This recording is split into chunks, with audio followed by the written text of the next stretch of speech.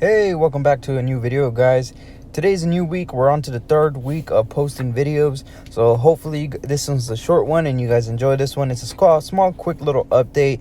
This last 2 weeks we were pretty much installing the radiator and the intercooler piping. I was able to get the Miata radiator and fan shroud, so I'm very happy that I was able to obtain those two and install them. We also got some intercooler piping that I went ahead and installed as well. I still need to add coolant. What am I talking about? I need to add coolant into the radiator, but before I'm doing that, I still need to do something else. So we're installing the intercooler piping and the intercooler itself. Down below here, I had this metal stick, I'm just going to call it, not sure what to really call it, but it ended up aligning and fitting really nice to where the tow hooks essentially are and where the tow hooks bolt on.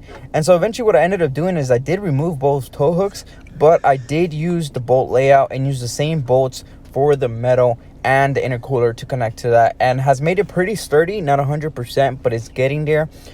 Here we pretty much installed the Miata radiator, and I'm pretty much checking it out.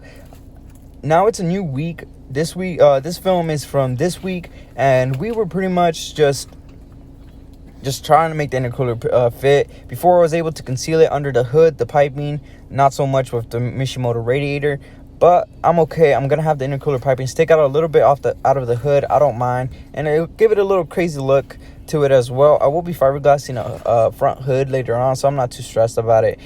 Here we're pretty much just concluding the day. The piping was looking nice.